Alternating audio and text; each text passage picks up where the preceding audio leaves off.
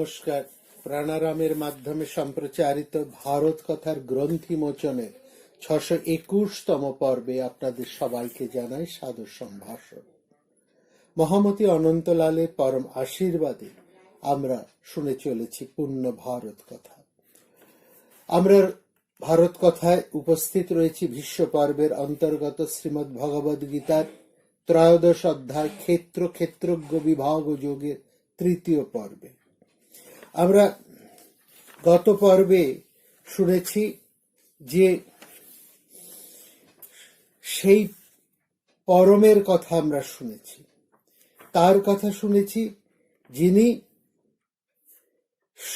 এই শরীরের মধ্যে আত্মা রূপে অবস্থিত করছেন এবং সকল জ্যোতির জ্যোতিষ স্বরূপ তিনি, সমস্ত কিছুর মূল স্বরূপ তিনি। তার কথাই এখানে আলোচনা করা হচ্ছে। তিনি এই দেহে রয়েছেন দ্রষ্টা রূপে, সাক্ষী রূপে। আস্মিন দেহে, এই শরীরে তিনি পুরুষপর, পরম পুরুষ রয়েছেন। কিভাবে রয়েছেন? তিনি উপদ্রষ্টা, সাক্ষী রূপে রয়েছেন, অনুমন্তা, অনুমোদনকারী রূপে রয়েছেন, ভর্তা অর্থাৎ পালক রূপে রয়েছেন, আবার তিনি ভোক্তা, ভোগকর্তা রূপে রয়েছেন, সেই পরম ঈশ্বর।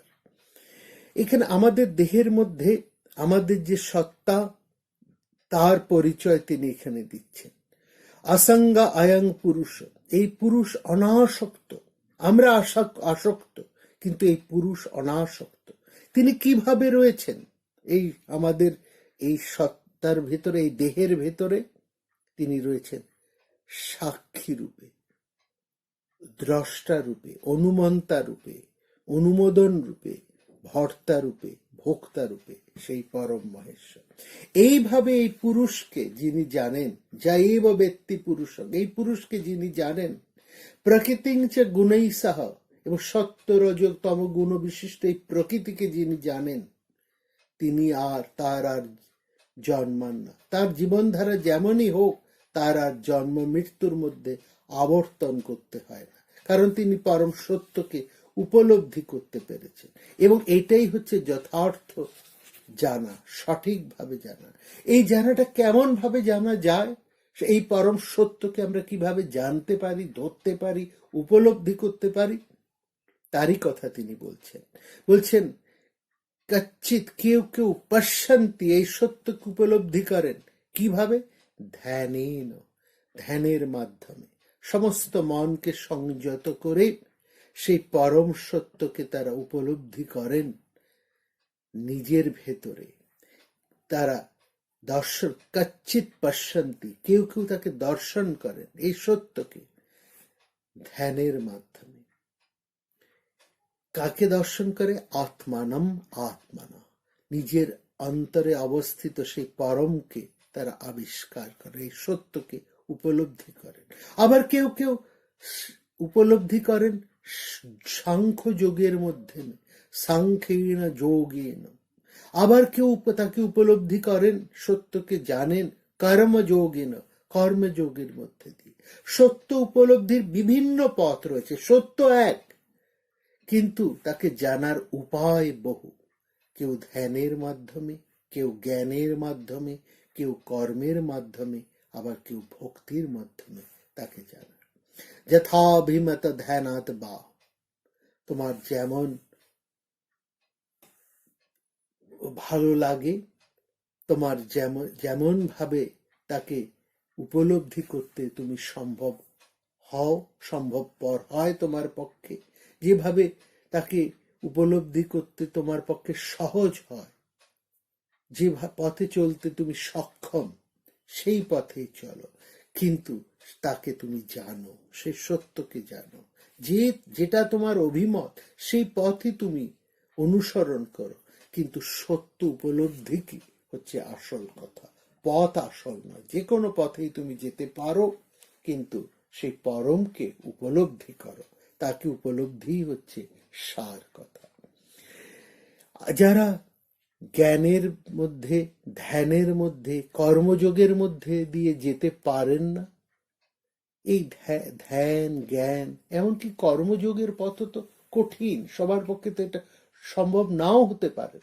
তাদের কথা তিনি এবার বলছেন, তাকে কেউ উপাসনের মধ্যে দিয়ে, তারা শ্রুত্বা অন্যেভ্য উপাসতে, অন্যের কাছ থেকে তার কথা শুনে উপদেশ পেয়ে তার সম্পর্কে তারা জ্ঞাত হন, অভিহিত হন, তাকে উপলব্ধি করেন। অন্যের কাছে তার কথা শুনে শুনে, তাকে শুনেও জানা যায়, তাকে দেখা, তার সম্পর্কে, তার উদ্দেশ্যে ধ্যান করা, তারই ধ্যান করা, তারই কর্ম করা, আবার তারই কথা শোনা। এটা একটা অপূর্ব পথ, বিভিন্ন পথের মধ্যে বলছে তার সম্বন্ধে জানা, জ্ঞানের পথ, তাকে ধ্যান করা, এই হৃদয়ের মধ্যে দিয়ে তাকে দর্শন করা, তার উদ্দেশ্যে কর্ম করা, কিংবা তার কথা শোনা। গোপীরা তো তার কথা শুনে শুনেই তাকে লাভ করে অনন্ত চিন্ময় হয়ে উঠেছিলেন। এই শোনার মধ্যে দিয়েও তাকে পাওয়া যায়। এটা ভক্তির পথ, এক অপূর্ব পথ। তারপরে বলছেন, এই সংসারে যা কিছু উৎপন্ন হয়, যাবৎ সঞ্জায়তে কিঞ্চিত সত্যং, যা কিছু পদার্থ, সেটা স্থাবর হতে পারে, জঙ্গম হতে পারে, যা চলে না, যা চলে, হে অর্জুন, সবই হচ্ছে এই ক্ষেত্র এবং ক্ষেত্রজ্ঞের সংযোগের ফল। এই অধ্যায় শুরু হয়েছে ক্ষেত্র এবং ক্ষেত্রজ্ঞের পরিচয় দিয়ে। এবার শ্রীকৃষ্ণ বলছেন, এই সংসারে যা কিছু তুমি দেখছো, এই জড় এবং চৈতন্য শক্তির মিলিত ফলই তাই। এই দুই মিলেই এই সংসারে বিস্তার। সুতরাং জড়েরও গুরুত্ব রয়েছে, চৈতন্যেরও গুরুত্ব রয়েছে, এবং চৈতন্য এই জড়ের মধ্যেই অবস্থান করছে। এই জন্য বলছেন ক্ষেত্র এবং ক্ষেত্রজ্ঞ দুইয়েরই প্রয়োজন, দুই স্বরূপকে জানতেন। যাবৎ সঞ্জায়তে কিঞ্চিত সত্যং স্থাবর জঙ্গমম, এই সংসারে যা কিছু উৎপন্ন হয়েছে, যা কিছু দেখছো, সবই এই সমস্ত বস্তুই ক্ষেত্র এবং ক্ষেত্রজ্ঞের সংযোগের ফল। এটি হচ্ছে কথা। এবং তারপরে বলছেন আধ্যাত্মিক মহিমার এক অপূর্ব কথা এখানে বলছে এইভাবে এই সত্যকে যে দেখতে পান, যা পশ্যতি সা পশ্যতি, তিনি যথার্থই দেখেন এই সত্যকে। কোন সত্য? সমং সর্বেষু ভূতেষু তিষ্ঠন্তং পরমেশ্বরম।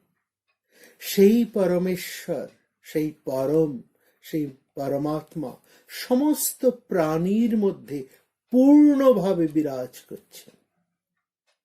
সমং সর্বেষু ভূতেষু, সমং মানে সমানভাবে রয়েছেন, সম্পূর্ণভাবে তিনি প্রত্যেকের মধ্যে রয়েছে, পূর্ণ। সর্বেষু ভূতেষু, প্রত্যেক জীবের মধ্যে, গাছপালা পশু সবকিছুর মধ্যে। তিষ্ঠন্তং পরমেশ্বর, এই পরমেশ্বরম, এই পরমেশ্বর উপস্থিত রয়েছে। তিনি কেমন? তিনি সবকিছুর মধ্যে আছেন, আছেন বিনাশু অবিনাশস্তম, যা অবিনাশী তিনি বিনাশশীল পদার্থের মধ্যেই রয়েছেন, যা কিছু নশ্বর তার মধ্যেই রয়েছেন সেই অবিনশ্বর। এটি হচ্ছে চরম সত্য। এই সত্যকে যারা জানেন, যারা উপলব্ধি করেছেন, যারা তাকে প্রকৃতভাবে দেখেছেন, তারাই সঠিক দেখেছেন। যা পশ্যতি সা পশ্যতি, যাদের এই সত্য উপলব্ধি হয়েছে, তাদের যথার্থ জ্ঞান হয়েছে। এবার এই গীতাতে বারবার সমত্ব এবং সমদর্শিত্বের উপরে জোর দেওয়া হয়েছে।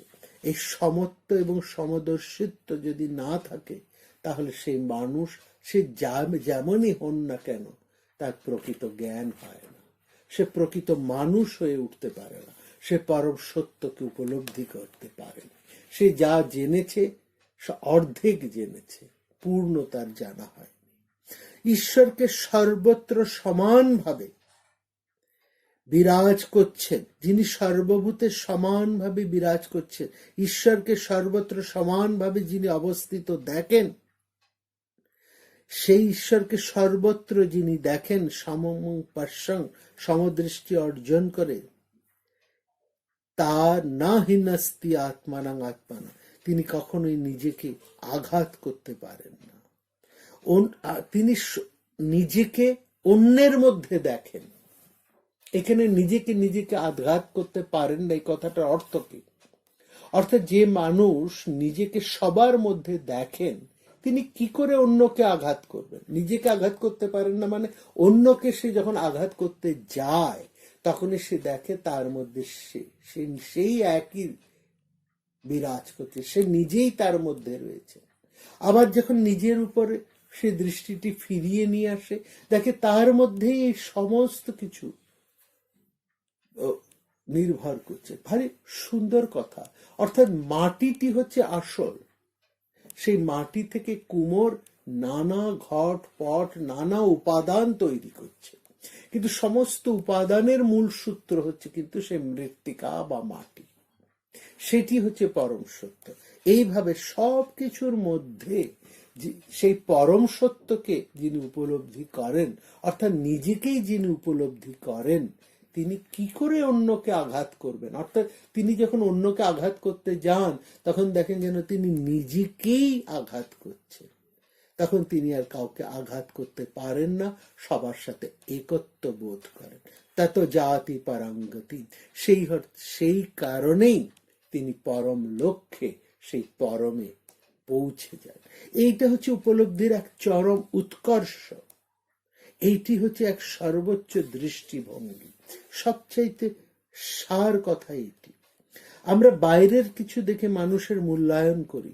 এই বাইরের থেকে যাকে, কোনো মানুষকে যখন আমরা মূল্যায়ন করি তার বাইরেটা দেখে, তখন আমরা তার অনিত্য পরিবর্তনশীলকে দেখে তার মূল্যায়ন করি, তার যথার্থ মূল্যায়ন করি না।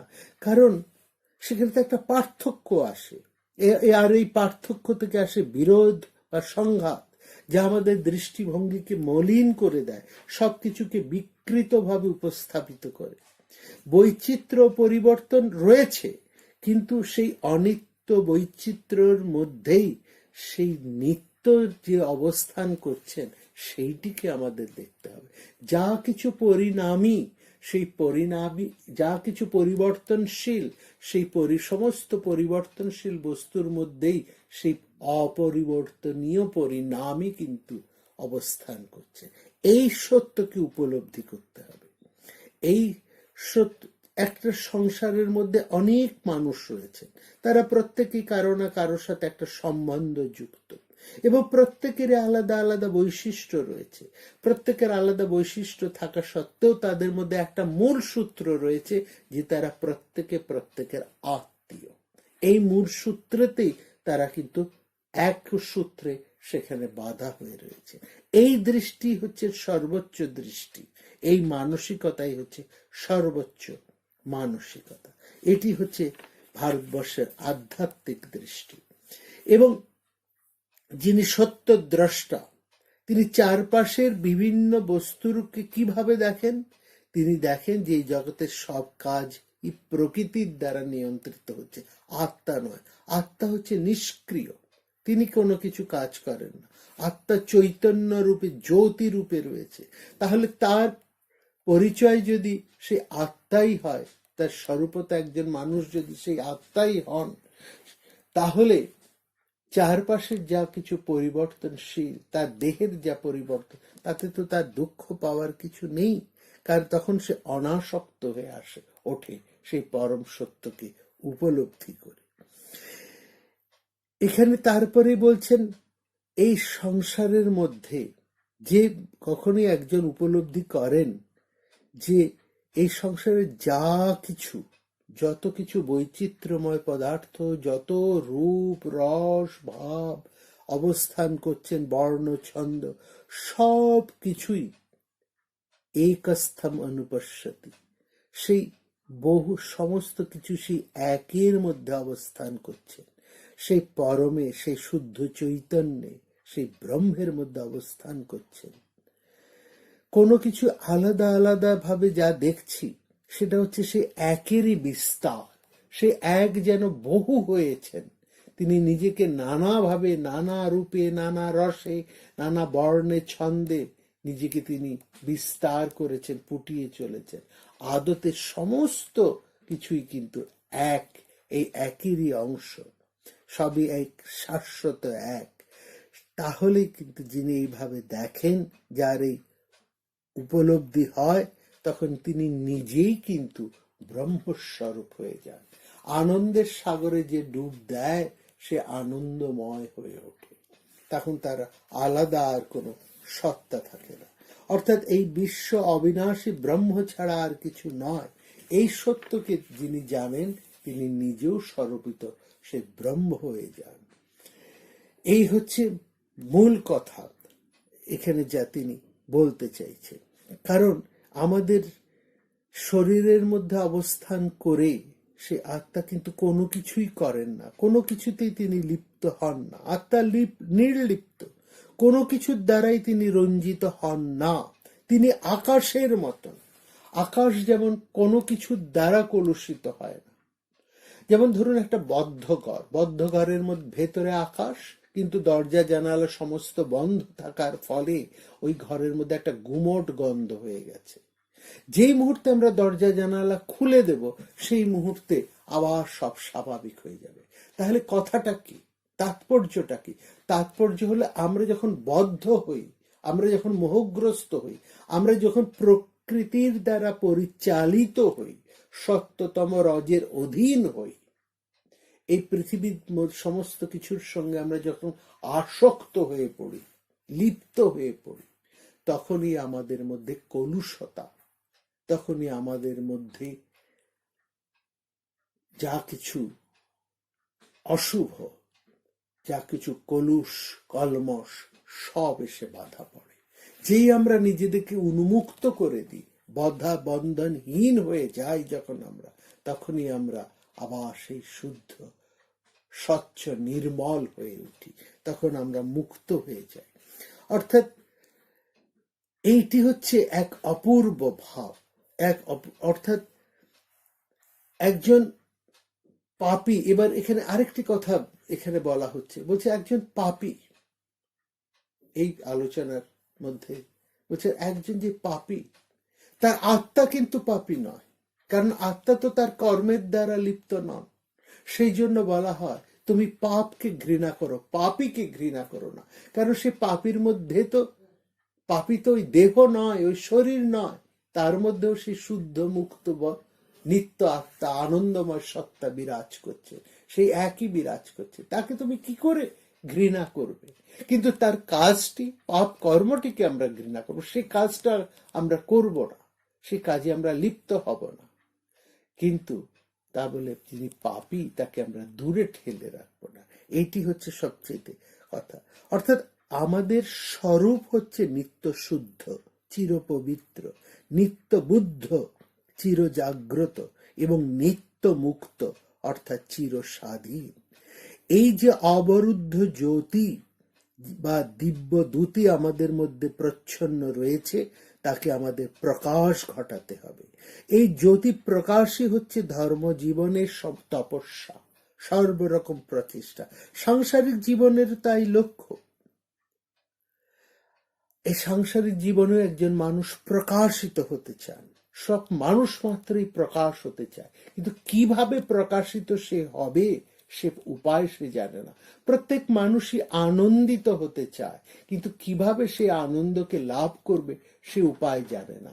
সে সেই জন্য সে হয়তো ভুল পথে যায়। সে এই পরিণামী সংসারের মধ্যে সে পরিণামী বস্তুগুলোকেই, সেই সমস্ত পরিবর্তনশীল বস্তুগুলোকে সে আঁকড়ে ধরে, কিন্তু তা তো নয়। সে তার স্বরূপের, নিজের আত্মস্বরূপের পরিচয় যখন সে লাভ করে, সে যখন জানে যে সে চির স্বাধীন, চির জাগ্রত ও চির পবিত্র এবং আনন্দময়, তখন তাকে কে বদ্ধ করে রাখবে, কে তাকে বেঁধে রাখতে পারে?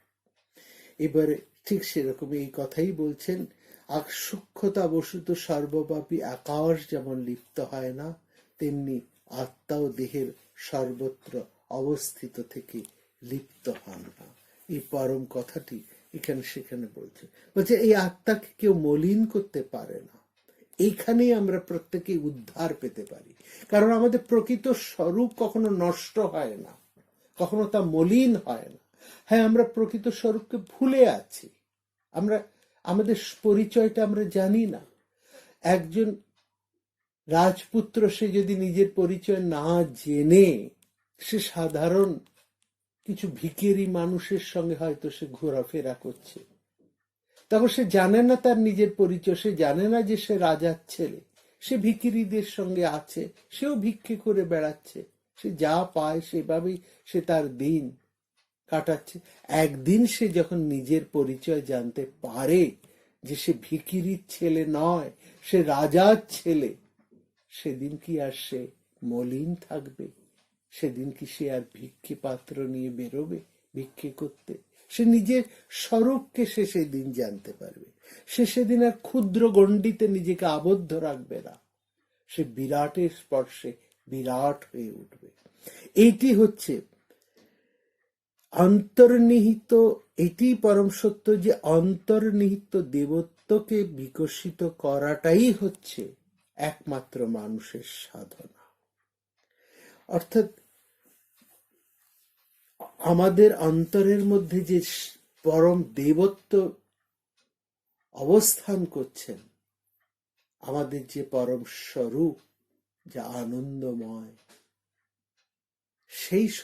সেই পরিচয়কে আমাদের জানতে হবে। যতক্ষণ আমরা না জানি ততক্ষণ আমরা ঘুরে মরি। যেদিন আমরা জানি সেদিন আমাদের আর আসা যাওয়ার প্রয়োজন হয় না। ঠিক এইবার শ্রীকৃষ্ণ সেটাই বলছেন, এক সূর্য যেমন সমস্ত জগৎকে আলোকিত করেন, যথা প্রকাশত্যৈকলোকমিমং রবি, ঠিক সেই রকম এই ক্ষেত্রী সমস্ত ক্ষেত্ররূপ শরীরকে আলোকিত করেন। যথা রবি প্রকাশয়তি, সূর্য যেমন আলোকিত করে একলাই এক, এই সূর্য যেমন সমস্ত সৌর জগৎকে আলোকিত করে, ঠিক সেই রকম আমাদের দেহের মধ্যে অবস্থিত সেই পরম ক্ষেত্রী দেহের জ্ঞাতা, তিনি সব কিছুকে প্রকাশ করেন। এটি হচ্ছে ভাবের গুরুত্বের দিক থেকে এক অসামান্য শ্লোক। একম এবং অদ্বিতীয় পরমাত্মা, এক অদ্বিতীয়, দুই বলে কিছু নেই। এখানে সবই অভিন্ন, সর্বত্র সব ক্ষেত্রেই এই ক্ষেত্রী সমস্ত দেহের মধ্যে পরিপূর্ণভাবে রয়েছেন। জীব অসংখ্য, কিন্তু ক্ষেত্রী বা সেই পরমাত্মা এক, সকল কিছুর মধ্যে সেই পরম এক বিদ্যমান। এই সেই পরম এককে দেখাই সঠিক দেখা, সঠিক দর্শন। আমরা যখন আলাদা আলাদা দেখি তখন আমরা ভুল দেখি, কিন্তু যখন আমরা আত্মজ্যোতিকে দর্শন করি তখন আমরা বুঝি যে আমাদের স্বরূপটি কি, এবং সেই শুদ্ধ চৈতন্যের জ্যোতিতে আমরা সমস্ত জগৎকে উদ্ভাসিত, আলোকিত হতে দেখি। তস্য ভাসা সর্বমিদং বিভাতি, তার দীপ্তিতে এই জগতের সব কিছু আলোকিত। জ্যোতিষং জ্যোতি, তিনি জ্যোতির জ্যোতি। তিনি পুরুষও নন, স্ত্রীও নন, তিনি হচ্ছেন পরম সত্য। সেই সত্য, সেই চৈতন্য স্বরূপ সবার মধ্যে, সমস্ত প্রাণের মধ্যে অবস্থান করছেন। এই দেখা, এই উপলব্ধি হচ্ছে শ্রেষ্ঠ দেখা, শ্রেষ্ঠ উপলব্ধি। এর মধ্যে আর কোনো কিছুর মধ্যে আর কোনো বিভিন্নতা নেই। এই অভেদ দর্শনই হচ্ছে প্রকৃত দর্শন। ক্ষেত্র ক্ষেত্রজ্ঞ এবং অন্তরম, ক্ষেত্র দেহ এবং ক্ষেত্রজ্ঞ বা দেহের মধ্যে জ্ঞাতার যে প্রভেদ উপস্থাপিত, এই তত্ত্ব কি করে উপলব্ধি করা যায়? একমাত্র তা যায় জ্ঞান রূপ চক্ষুর দ্বারা, জ্ঞান চক্ষুষা। স্থূল চোখের মধ্যে সেই অভেদত্বকে আমরা উপলব্ধি করতে পারি না। ক্ষেত্র এবং ক্ষেত্রজ্ঞের প্রকৃতি আমরা আমাদের এই চর্মচক্ষু দিয়ে দেখতে পাই না, উপলব্ধি করতে পারি না। এর মধ্যে এই যে অভিন্নতা, এই যে অদ্বয় পরম তত্ত্ব, তাকে আমরা দেখি সেই জ্ঞানের মাধ্যমে, শুদ্ধ চৈতন্যের মধ্যে সেই পরম সত্যকে আমরা উপলব্ধি করি। অর্থাৎ সব কিছুর মধ্যেই তিনি রয়েছেন। যথাভূত পৃথক ভাবকস্ত অনুপশ্যতি তত এব চ বিস্তারং ব্রহ্ম সম্পদ্যতে তথা। এই সমস্ত পৃথক পৃথক জীব সবই একের সাথে সংযুক্ত। সেই একই আত্মা থেকে বিকশিত হয়ে তারা এই বিভিন্ন জায়গায় ছড়িয়ে পড়েছে। এই জ্ঞান আমাদেরকে লাভ, এই জ্ঞানই হচ্ছে ব্রহ্মজ্ঞান, পরম সত্তার জ্ঞান। এখানে আমাদেরকে জানতে হবে ক্ষেত্রকে, জানতে হবে ক্ষেত্রজ্ঞকে। ক্ষেত্র এবং ক্ষেত্রজ্ঞের পার্থক্য আমাদেরকে ভালো করে বুঝতে হবে আমি শরীর নই, আমি আত্মার স্বরূপ, আমি ক্ষেত্রজ্ঞ। দেহ একটা জড় বস্তু। তারপর জ্ঞানরূপ চক্ষুর মাধ্যমে সেই সূক্ষ্ম সত্যকে সন্ধান করতে হবে। সেই সমস্ত স্থূলের মধ্যে সেই যে পরম সত্যর অবস্থান করছেন তাকে আমাদের উপলব্ধি করতে হবে। তারপরে এই প্রকৃতির বিষয়গুলোকে আমাদের জানতে হবে। এই প্রকৃতি আমাদের কিভাবে মোহিত করে রাখে সেটা আমাদের জানতে হবে। এই সত্যটাকে জেনে তবে আমরা প্রকৃতিকে এড়িয়ে সেই সত্যের মধ্যে অধিষ্ঠিত করতে পারব। সেই জন্য বলা আছে যারা পরম সত্যকে জানেন তারা মুক্ত হয়ে যান, জানতিতে পরম, তারা সর্বোচ্চ স্থিতি লাভ করেন। আমরা চেষ্টা করলেই, এখানে একটা আশার কথা আমাদেরকে শোনাচ্ছেন, আমরা চেষ্টা করলেই এই আমাদের মধ্যে এই অন্তর্নিহিত সত্যকে আমরা উপলব্ধি করতে পারি। সমস্ত ভেদের অবসান ঘটিয়ে বহুর মধ্যে সেই পরম এককে, সেই পরম সত্যকে আমরা দর্শন করতে পারি, যার থেকে সব কিছু এসেছে, আবার সব কিছুই তার মধ্যে মিলিয়ে যাচ্ছে। এই একত্বের জ্ঞান হলেই আমরা মুক্ত। আমরা যদি সত্যকে জানি, তবে সত্যই আমাদেরকে মুক্ত করবে। এইখানে এই অপূর্ব কথাটা বলা হচ্ছে, বলছে যে তুমি যেমন করে হোক, যে কোনো উপায়ে হোক, আগে সেই সত্যকে উপলব্ধি করো। সেই সত্যকে উপলব্ধি করলেই সেই সত্যই তোমাকে মুক্ত করবে, তোমাকে আনন্দময় করবে, তোমাকে সেই পরমের সাথে মিলিয়ে দেবে।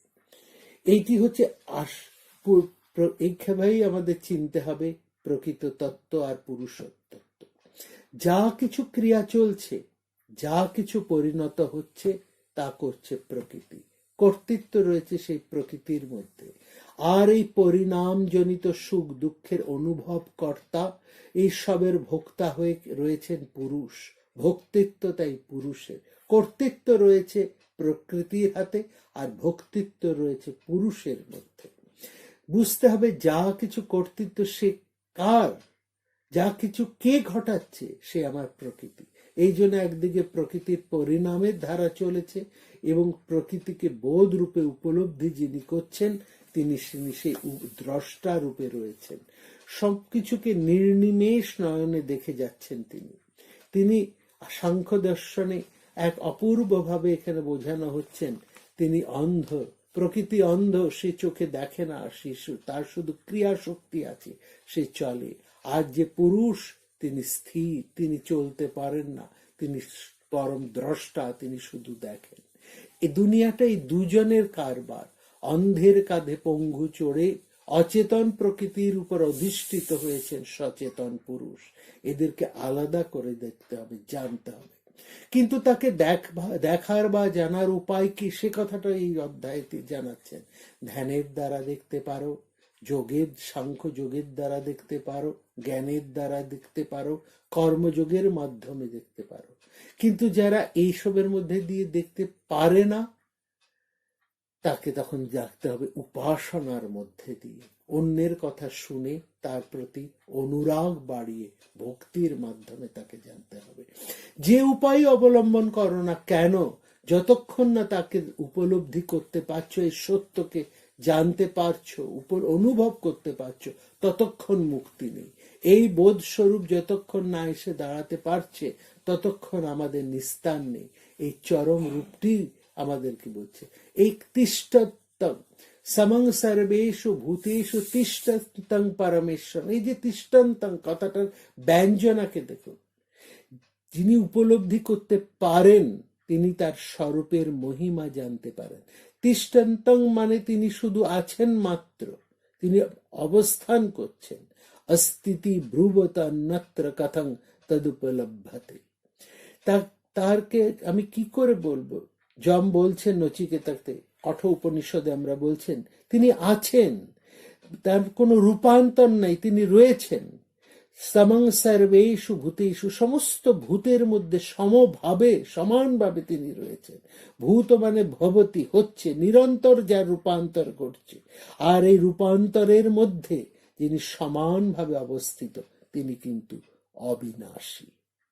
আর সবই হচ্ছে বিনাশশীল। এই বিশ্বর যা কিছু বিনিষ্ট হয়ে যাচ্ছে আর তার মধ্যে রয়েছে এক অবিনশন্তম, যার বিনাশ নেই। যা পশ্যতি সে পশ্যতি, যিনি এটা দেখেন তিনি সঠিক দেখেন। এই বলছেন, এই উপসংহারে শ্রীকৃষ্ণ আমাদেরকে বলছেন সমং পশ্যং হি সর্বত্র সমবস্থিতম ঈশ্বরম। এই সমবস্থিত ঈশ্বরকে তুমি দেখো। এই রূপে যদি তুমি চিনতে পারো তাহলেই তুমি তাকে যথার্থভাবে চিনতে জানতে পারবে। ক্ষেত্রের স্বরূপ চিনবে এবং ক্ষেত্রজ্ঞের স্বরূপও জানবে। তিনি এই দেহের মধ্যে রয়েছেন। শরীরস্থ অপি কৌন্তেয় ন করোতি ন লিপ্যতি। দেহের থেকে আলাদা হয়ে দূরে দূরে সরে গিয়ে তিনি নির্লিপ্ত হয়ে নিজের শুদ্ধ স্বভাব বজায় রেখে শরীরের মধ্যেই তিনি রয়েছেন। দূরে সরিয়ে তিনি নির্লিপ্ত হয়ে থাকেন না, তিনি এই শরীরের মধ্যেই অবস্থান করেন। নৌপলিপ্যতে, কিন্তু তিনি শরীরের মধ্যে থেকেও তিনি কিন্তু কোনোভাবেই কোনো কিছুতেই তিনি আসক্ত হন না, লিপ্ত হন না। এই হলো আত্মার নির্লিপ্ততার মহিমা। অসঙ্গ হি অয়ং পুরুষ, তাই তাকে কোন রকম মালিন্য স্পর্শ করে না। সমস্তের মধ্যে থেকে তিনি কেমন নির্লিপ্ত, কেমন অনাসক্ত, এই উপলব্ধিটি যিনি করতে পারেন তিনি ধীরে ধীরে সেই পুরুষোত্তমের দিকে এগিয়ে যান, যেটা আমরা 15 অধ্যায় আরো বিস্তারিত ভাবে জানতে পারব। আপনারা সবাই আনন্দে থাকবেন, ভালো থাকবেন, আর কখনোই নির্ভারত হয়ে থাকবেন না। নমস্কার। প্রাণারাম প্রাণারাম প্রাণারাম প্রাণারাম প্রাণারাম প্রাণারাম। কি যেন লুকানো নামে তাই মিষ্ট এত তব নাম প্রাণারাম প্রাণারাম।